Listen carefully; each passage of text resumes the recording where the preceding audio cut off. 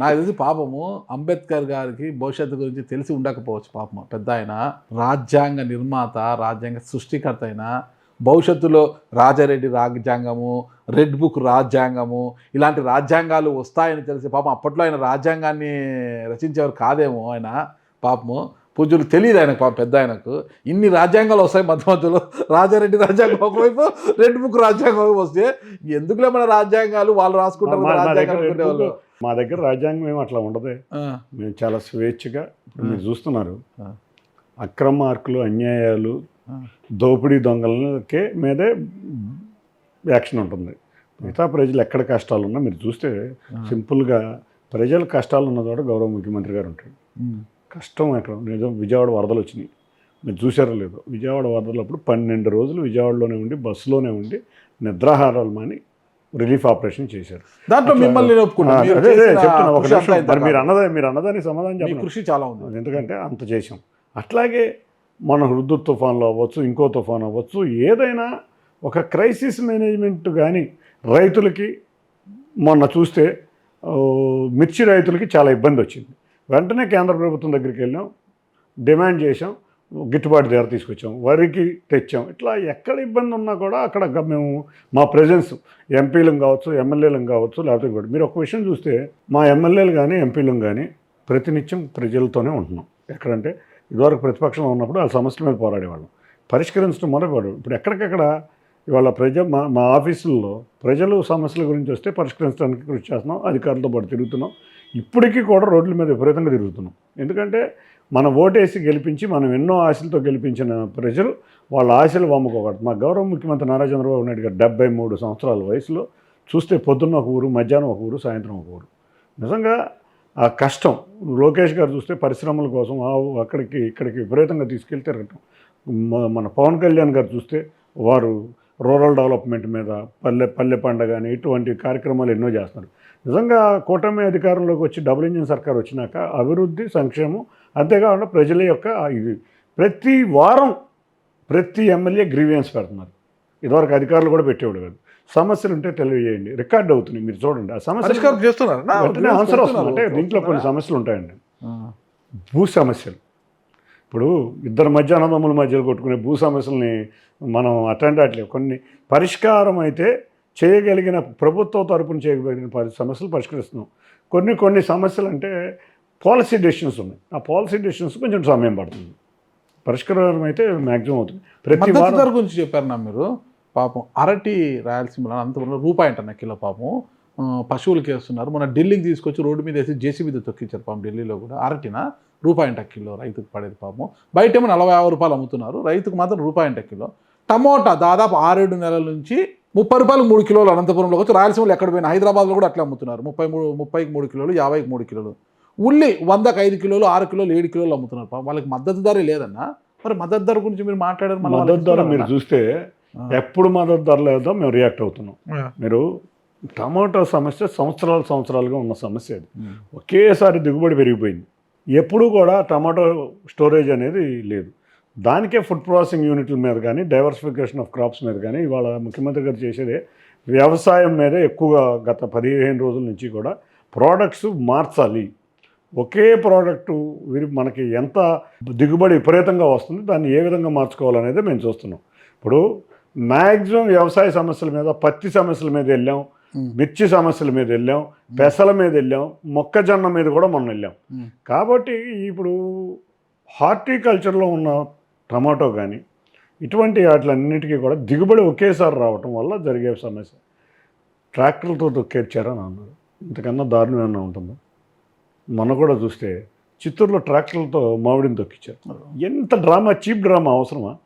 సమస్య అక్కడ రాట్ల రేటు రాకపోతే ట్రాక్టర్లతో తొక్కిస్తే ఏమైనా అటెన్షన్ డైవర్ట్ అవుతుందా? ఇదేంటంటే రాజకీయం. మేము సమస్య మామిడి మీరు చూస్తే ఆ రోజు మామిడి రేటు లేనప్పుడు గౌరవ ముఖ్యమంత్రి గారు వెళ్ళి మళ్ళీ 4 రూపాయలు మినిమం లాకే ఇంత అని చెప్పి మామిడి సమస్యకి రైతులకి ఇది చేసాం. రేపు మామిడికి బోర్డు అడుగుతున్నాం, మేము చిత్తూరులో పెట్టమని అడుగుతున్నాం.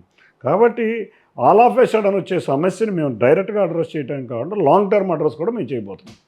ఇప్పుడున్న పంటలకు మద్దతు ధర తీసుకోవడానికి ఢిల్లీ నిజంగా మేమే కదా, మన కూడా లోకేష్ గారు వచ్చారు, పృథ్వీరాజ్ సింగ్ చౌహాన్ గారిని కలిశారు. ఆ రోజు దీని గురించి మొక్కజొన్న గురించి వీటి గురించి మాట్లాడాం. ప్రతినిత్యం మా ఎంపీలు ఎక్కడ సమస్య వచ్చినా లావు కృష్ణదేవరాయలు గారు కూడా అగ్రికల్చర్ మినిస్టర్ని రిప్రజెంటేషన్ వెళ్ళి కలిసాం. మద్దతు ధరల మీద మాత్రం తీవ్రమైన పోరాడుతాం. ఈరోజు ఉదయం నుంచి ఒక అంశం ట్రోల్ అవుతుంది, మీకు తెలుసా? నేను మార్నింగ్ నుంచి చాలా బిజీ ఇండిగో విమానాలు రద్దు కావడము, డీసీజీ నిర్ణయాలు, వీటి మీద కేంద్ర మంత్రి లోకేష్ గారు ఆదేశించారు, ఆయన ఫాలోఅప్ చేస్తున్నారు అనేది జరుగుతుంది. నేషనల్ మీడియాలో కూడా వచ్చింది ఇది. లోకేష్ గారు ఏంటి, కేంద్ర మంత్రిని ఆదేశించడం ఏంటి, గైడ్ చేయడం ఏంటి? ఆయన రాష్ట్ర మంత్రి కదా, రాష్ట్ర మంత్రికి కేంద్రంతో పని ఏంది, కేంద్రంలో ఆయన ఆదేశించడం ఏంటి, ఇండిగో వాళ్ళని ఆదేశించడం ఏంటి అనేది పొద్దు నుంచి ఒక వీడియో ట్రోల్ అవుతుంది. ఒక సబ్జెక్ట్, కేంద్ర మంత్రి విషయాల్లో లోకేష్ గారి జోక్యం ఉండదు.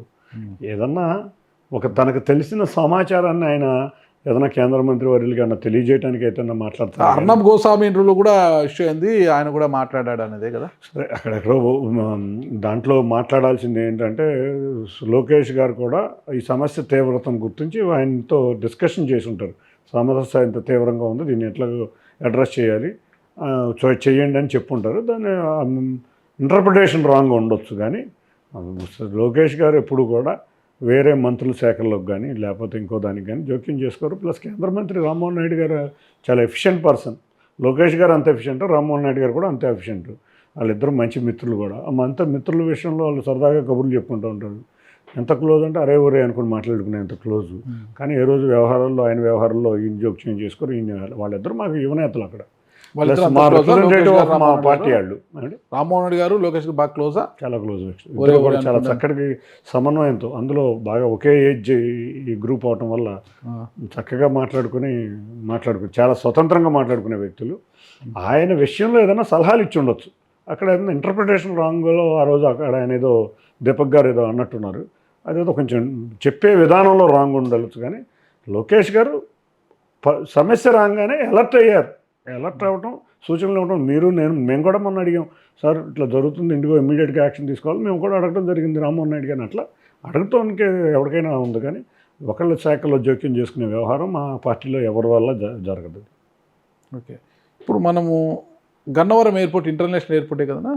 గన్నవరం ఇంటర్నేషనల్ ఎయిర్పోర్టే, దాంట్లో ఇదే ఉంది. ఓకే, అక్కడ టెర్మినల్స్ ఇంకా అవన్నీ సరిగ్గా ఇంకా పూర్తి కాలేదు. ఇంకా మనము నామ్స్ ప్రకారం 150 నుంచి 200 కిలోమీటర్ల రేడియస్ పరిధిలో, అంత కిలోమీటర్ల డిస్టెన్స్లో ఇంకొక ఎయిర్పోర్ట్ రాదు, ఇవ్వకూడదని నామ్స్ ఉన్నాయి అని అంటారనమాట. అంటే ఇక్కడ మళ్ళీ రాజధాని పరిధిలో ఇంకొక ఇంటర్నేషనల్ ఎయిర్పోర్ట్ ఇక్కడికి అంతర్జాతీయ స్థాయిలో విమానాలను ఇక్కడికి వచ్చేలా చేస్తామంటారు. గన్నవరం ఎయిర్పోర్ట్కే సరిగ్గా దిక్కు లేదు. మళ్ళీ ఇక్కడ రాజధాని పరిధిలో మళ్ళీ ఇక్కడ దాదాపు అంతా 40-50 కిలోమీటర్ల దూరంలో ఇంకొక ఇంటర్నేషనల్ ఎయిర్పోర్ట్ అంటున్నారు కదా. ఇప్పుడు దాన్ని డమ్మీ చేస్తారా, గన్నవరాన్ని డమ్మీ చేస్తారా? అక్కడ బేగంపేట ఎయిర్పోర్ట్ జరిగినట్టుగా డమ్మీ చేస్తారు, దాన్ని ఎట్లా ఇక్కడ కొత్తగా నిర్మిస్తారన్నా? మీకు ఒక్క విషయం గుర్తుంచుకో, Gannavaram airport international airport, Gannavaram Vijayawada airport అంటాం దాన్ని. ఆ విజయవాడ ఎయిర్పోర్ట్ ఉంటుంది. ఇవాళ మన ట్రాఫిక్ చూడండి, హైదరాబాద్ ఎయిర్పోర్ట్ ట్రాఫిక్ చూడండి. ఇవాళ గన్నవరంలో కొత్త టెర్మినల్, గత 5 సంవత్సరాలు మూడబడేసిన దాన్ని టెర్మినల్ని రేపు 3 నెలల్లో కొత్త టెర్మినల్ ఓపెన్ అవ్వబోతుంది.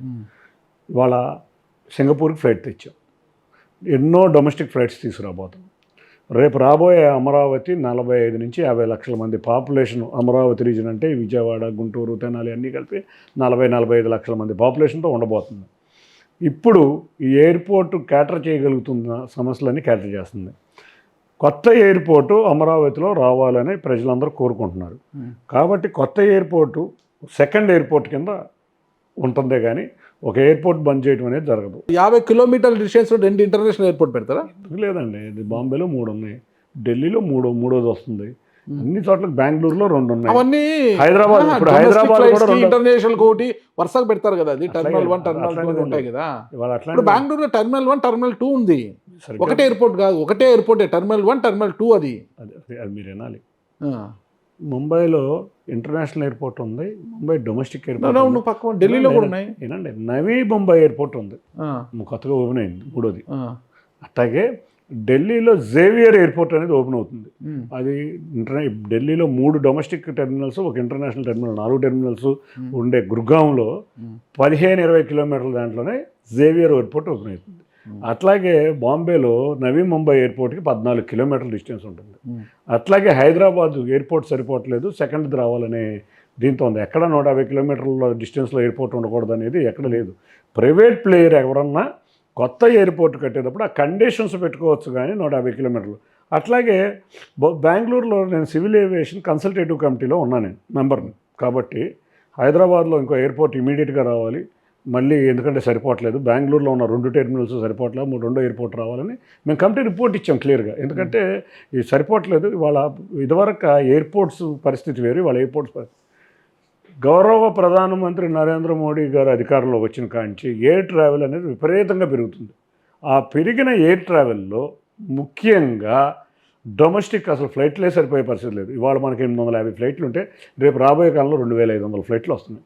ఈ 2500 ఫ్లైట్లు కూడా డొమెస్టిక్కి చేయాలంటే ఎన్నో టెర్మినల్స్ రావాలి. కొత్తగా ఇప్పుడు చూసే 150 ఎయిర్పోర్ట్లు అయినాయి. ఎక్కడికక్కడ ఇవాళ చూస్తే వరంగల్లో ఎయిర్పోర్ట్ రాబోతుంది, ఆదిలాబాద్లో ఎయిర్పోర్ట్ రాబోతుంది తెలంగాణలో. ఇక్కడ చూస్తే కుప్పంలో ఎయిర్పోర్ట్ రాబోతుంది, ఒంగోలులో ఎయిర్పోర్ట్ రాబోతుంది, ఒక ఎయిర్ స్ట్రిప్ అమలాపురం దగ్గర రాబోతుంది. ఇట్లా ఎక్కడికక్కడ వస్తున్నాయి. కాబట్టి 50 కిలోమీటర్ల డిస్టెన్స్లో ఎయిర్పోర్ట్ అనేది లేదు. బ్రహ్మాండమైన టెర్మినల్ విజయవాడ ఎయిర్పోర్ట్ ఓపెన్ అవబోతుంది. మొన్నే ఇండిగో వాళ్ళతో కూర్చుంటే అహ్మదాబాద్, పూణే, మన వారణాసి, కొచ్చిన్ అండ్ గోవా కనెక్షన్స్ ఇవ్వబోతున్నారు. కాబట్టి వాళ్ళ ఎయిర్పోర్ట్ అనేది రైల్వే స్టేషన్స్ కన్నా బిజీ కాబోతుంది.